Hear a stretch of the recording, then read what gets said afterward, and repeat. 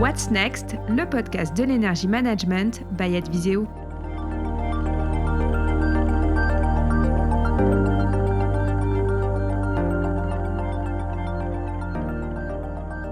Bonjour à tous et bienvenue dans ce nouvel épisode de What's Next, le podcast qui fait bouger les lignes de l'efficacité énergétique. Je suis Charlotte Lima, responsable de la communication chez Adviseo et aujourd'hui nous allons parler d'un sujet d'actualité, la reprise de la saison de chauffe dans les bâtiments. Avec l'arrivée des températures plus fraîches, gérer efficacement la reprise des équipements de chauffage est une priorité pour de nombreux gestionnaires de bâtiments. Il faut à la fois optimiser les consommations énergétiques tout en assurant le confort des occupants et ce n'est pas toujours évident. Alors pour parler de ce sujet aujourd'hui et vous donner des conseils pratiques, j'ai le plaisir d'accueillir Jean-Mathieu Gay, Energy Manager Senior chez Adviseo. Bonjour Jean-Mathieu. Bonjour Charlotte. Peut-être pour commencer, est-ce que tu peux nous expliquer pourquoi la reprise de la saison de chauffe est un enjeu important pour les gestionnaires de bâtiments ? Alors la reprise de la saison de chauffe, c'est une période cruciale parce que c'est le moment de l'année où les potentiels de dérives énergétiques sont les plus importants. Et pour nous, Energy Managers, c'est le moment où aussi on peut faire le plus d'économies sur les consommations. Donc sur les bâtiments, en France, le chauffage, ça va représenter jusqu'à 40-50%, voire plus, des consommations sur les immeubles. Ça va dépendre des typologies, en fonction de l'inertie des bâtiments. Et si on considère que la période de chauffage s'étale du 15 octobre au fin avril, début mai, en fait, sur ces 5 mois et demi de période de chauffe, ça représente plus de 60% des consommations du bâtiment. Au-delà des considérations purement énergétiques, les vecteurs énergétiques du chauffage, notamment les réseaux urbains, le gaz et le fioul, bien qu'on le voit de plus en plus rarement, ce sont les vecteurs énergétiques les plus carbonés en France. Et donc pour nombre d'acteurs qui regardent leur consommation, mais aussi leurs émissions de CO2, c'est important de limiter ces émissions de CO2. Et ces acteurs, justement, ils ont des obligations. Oui, effectivement, en France, on retrouve maintenant beaucoup d'aides réglementaires qui vont inciter à la sobriété énergétique.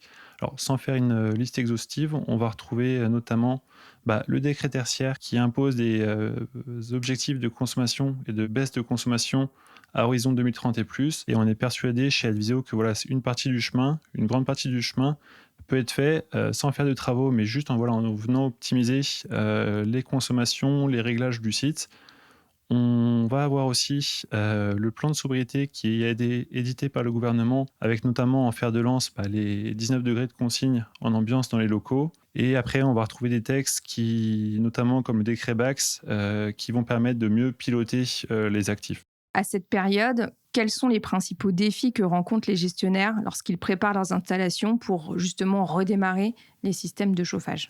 Comme tu l'as dit en intro, et il ne faut pas le perdre de vue, le premier défi pour un gestionnaire, ça va être d'assurer le confort au sein du bâtiment pour les occupants. Cette relance aussi, le défi, en fait, il faut le prendre très en amont, notamment de ce qu'on va appeler l'intersaison, où on va avoir besoin ni chaud ni froid. On peut dès à présent commencer à agir sur les paramétrages des équipements pour retarder le moment où on va lancer le chauffage. Je vais te prendre un exemple, notamment sur les centrales de traitement d'air qui permettent d'assurer le renouvellement d'air neuf dans le bâtiment. En été, on va avoir tendance à vouloir les lancer plus tôt, avant l'occupation, pour profiter du frais du matin. Par contre, en hiver, on va essayer de le retarder au maximum parce que l'air frais, ça va refroidir mon bâtiment et augmenter mes besoins en chauffage. Maintenant, quand la date fatidique approche, la question qui est sur toutes les lèvres, c'est savoir quand c'est qu'on relance. Un gestionnaire, il se doit de bien connaître son parc parce que quand je regarde sur un patrimoine multisite, chaque bâtiment va réagir différemment. Donc le fait de connaître ces actifs va permettre d'adapter la date de relance à chacun de mes actifs. Et parfois, au sein même d'un bâtiment, on va avoir des espaces qui vont réagir différemment. Notamment, je vais prendre l'exemple, ce qu'on trouve souvent sur le terrain, c'est que les restaurants interentreprises, c'est des zones qui sont défavorisées, donc c'est souvent là où on va commencer à avoir des demandes de chauffage. Parfois, ça peut être des zones un angle d'un bâtiment où je vais avoir un besoin de froid très spécifiquement.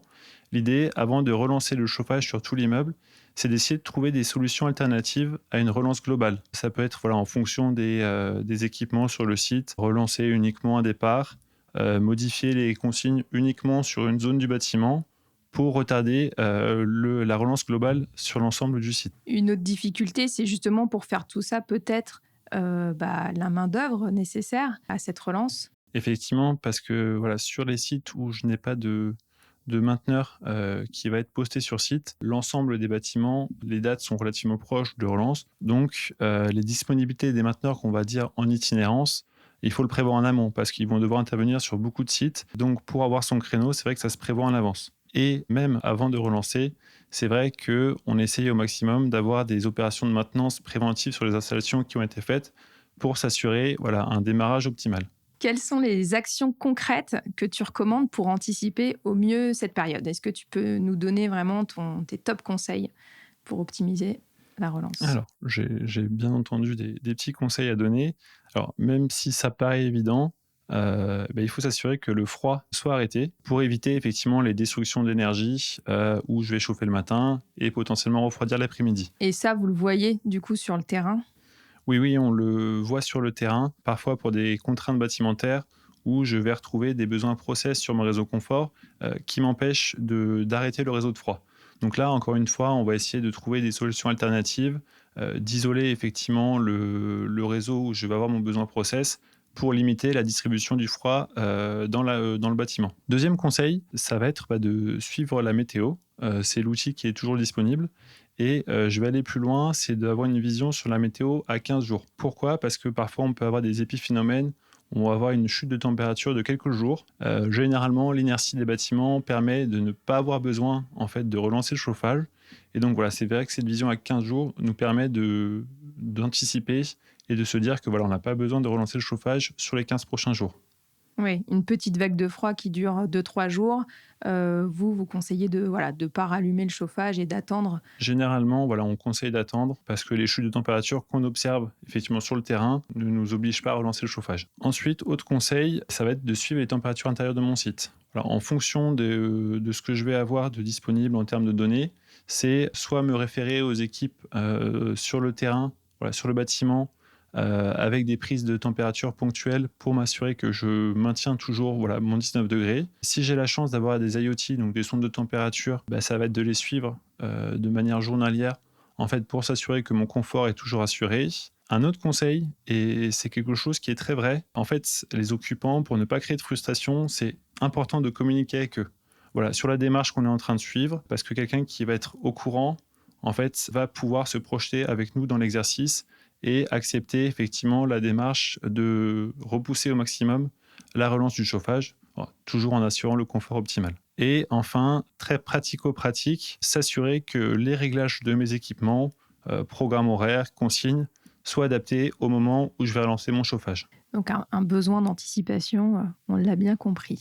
De votre côté, Energy Manager, chez Adviseo, vous êtes plus d'une 50aine à travailler et je pense que vous êtes tous un petit peu aux aguets à cette période. Quels sont les indicateurs que vous suivez particulièrement? Alors, le premier, je ne vais pas m'étaler dessus, mais ça va être une redite, c'est forcément la météo. Ensuite, ce qu'on a l'habitude de suivre aussi, ça va être les demandes d'intervention.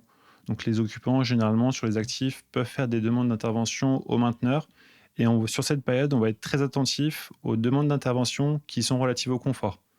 Si un locataire, un occupant, effectivement remonte qu'il a froid sur une partie du bâtiment, l'idée, ça va être d'analyser sa demande et de voir si c'est avéré, de trouver des solutions alternatives en attendant une relance complète du chauffage.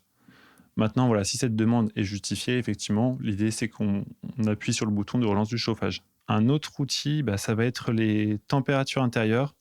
Sur pas mal de nos projets, on a pu déployer des IoT et ça nous permet de sortir des tendances sur les températures en occupation, de les montrer à nos clients et de dire, effectivement, la relance est justifiée, pas justifiée, et de se dire, est-ce qu'on appuie sur le bouton ou pas? Donc tout ça, ça se fait avant la relance, mais le travail de l'Energy Manager ne s'arrête pas à ce moment-là. Il faut aussi être très attentif à partir du moment où on a relancé le chauffage, parce que comme j'ai dit au tout début, ça peut être la source de dérives assez importantes. Et même si en amont, on a regardé les réglages, il est très important de suivre les consommations et les températures dans le bâtiment dans les jours qui vont suivre. On va regarder les températures.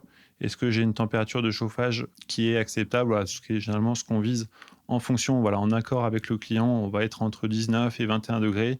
Même si on essaye bien entendu de tendre vers le 19. Potentiellement, sur les courbes de charge aussi, on va essayer de regarder les consommations en inoccupation pour être sûr que les programmes horaires, voilà, qu'on n'a pas des consommations parasites quand le bâtiment est inoccupé.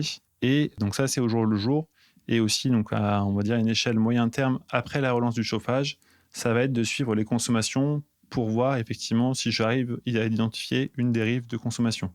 Quelles sont les erreurs les plus courantes que les gestionnaires de bâtiments et les mainteneurs doivent éviter pendant cette période? L'erreur qu'on va retrouver le plus sur le terrain, ça va être de faire une relance préventive du chauffage. En France, il y a une date qui est communément admise comme date de relance du chauffage, voilà, aux alentours du 15 octobre. Par rapport aux éléments que j'ai pu dire avant, voilà, nous, notre approche, ça va être de modérer effectivement ces relances préventives et d'essayer, voilà, par rapport aux paramètres température, météo, de retarder voilà, le plus cette date tout en assurant le confort des occupants.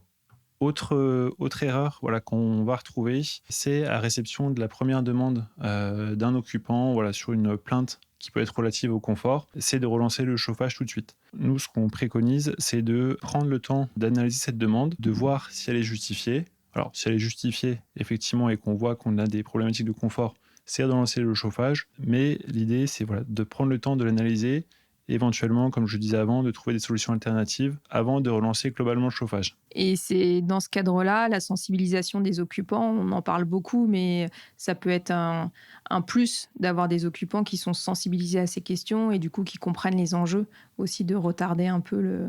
Tout à fait, le fait de les onboarder et de les maintenir au courant de la démarche, ça va permettre effectivement de mieux faire accepter les demandes. Ensuite, une autre erreur qu'on voit aussi assez régulièrement, c'est de relancer le chauffage à 100%. Je vais prendre quelques exemples. Prenons l'exemple d'une chaudière. Les besoins ne sont pas les mêmes en octobre, en novembre, quand on va relancer le chauffage, qu'en plein hiver, où on va avoir des températures qui avoisinent les zéros. Donc l'idée, ça va être de moduler les températures de consigne dans les locaux et de mes équipements de production à la température extérieure. Un autre exemple sur ne pas relancer le chauffage à 100%, ça va être aussi sur les plages horaires. Donc en fait, au début de la saison de chauffe, c'est principalement le matin jusqu'à 10 ou 11 heures où je vais avoir des besoins.